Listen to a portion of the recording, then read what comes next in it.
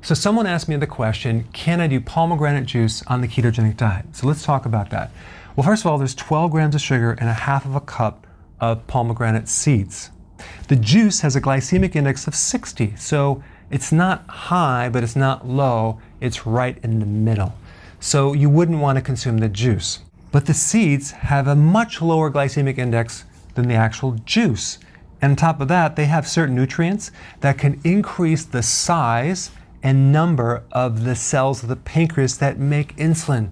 So it's great for a pre-diabetic, an actual diabetic, or in general, just to help the blood sugars.